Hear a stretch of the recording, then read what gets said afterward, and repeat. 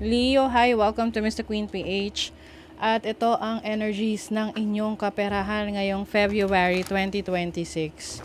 So, this is a general reading. Pwede kayong makarelate, pwedeng hindi. Just take what resonates. And another reminder, hindi po ako magme-message or ipa-follow kayo para mag-offer ng services ha. Mag-ingat kayo sa mga fake accounts, mga nagpapanggap na Mr. Queen PH. Ayan, scammer po yan.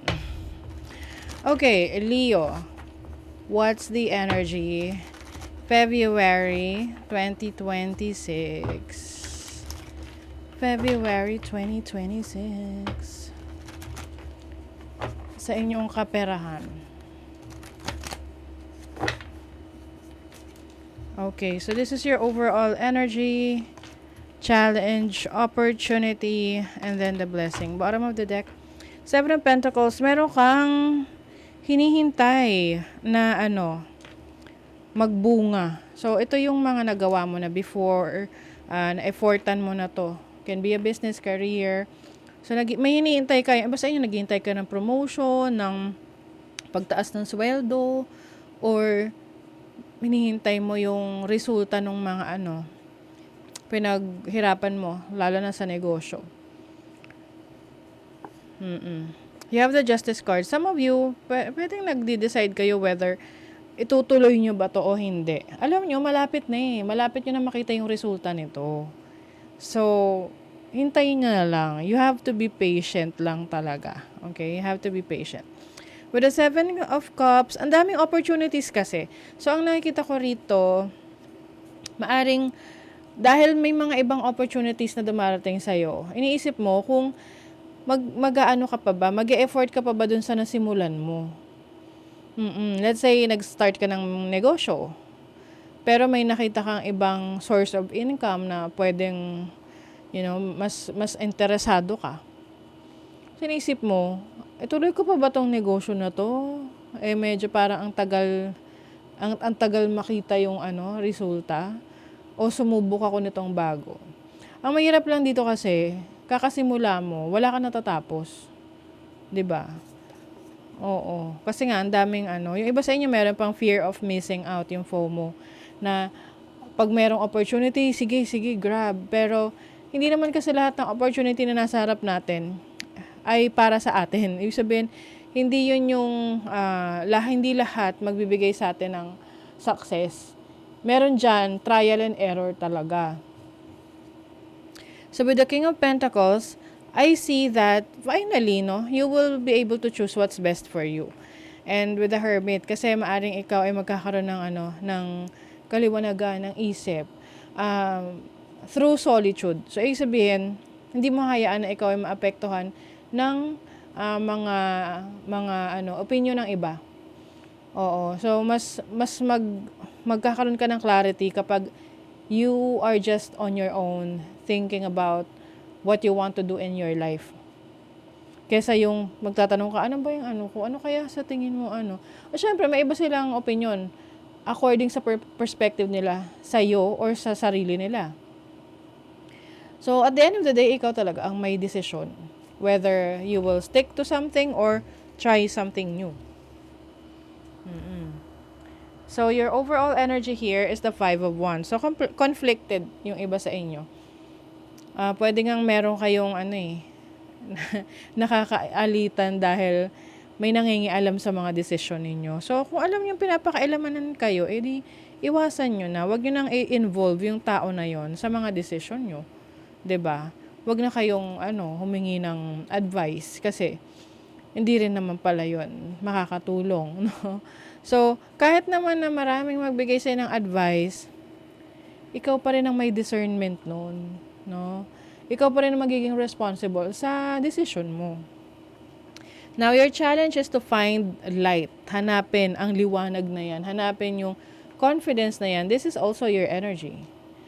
So, your challenge is kung paano ka maglalakas ng loob na magdesisyon kahit na minsan parang lahat ay hindi sumasang-ayon sa'yo sa decision mo. Now, with the Magician, I see this as an opportunity for you to step into your own power. Like knowing what you want and knowing what you can do. Ano yung kaya mong gawin. And this is also exploration. May explore ka na iba mo pang katangian, abilidad, talento, no? Na hindi mo pa na-discover. It's about to unfold, no, ngayong February. Now, your blessing is the Eight of Cups. So, you will finally leave your comfort zone. So, for some of you, finally, you will realize na, okay, ito pala talaga yung kailangan kong gawin para may magbago sa buhay ko. Ganon. You have to leave that comfort zone. If it's not anymore satisfying or fulfilling sa'yo, hindi ka na masaya, hindi ka na fulfilled. O, ano dapat gawin? Di baguhin mo yung environment mo. So, yun yung blessing for you. May babaguhin ka sa environment mo, sa career mo, ano man yung sitwasyon mo financially. See, you're clearing things. May mga tinatanggal ka sa buhay mo na no longer serving your highest good.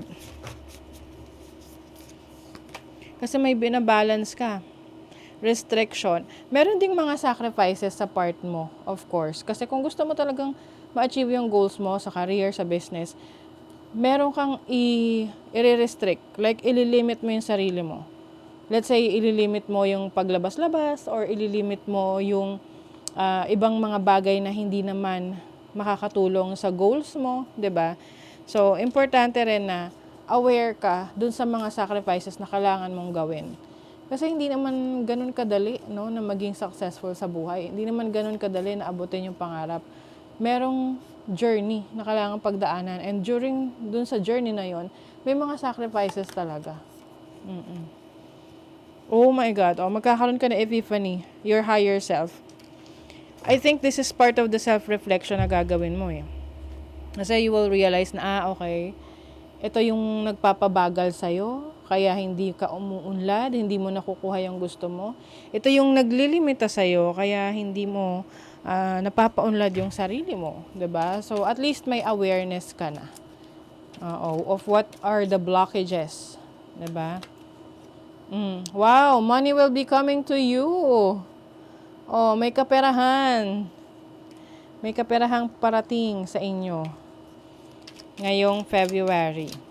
So, pwede itong unexpected, no, na pera, na money.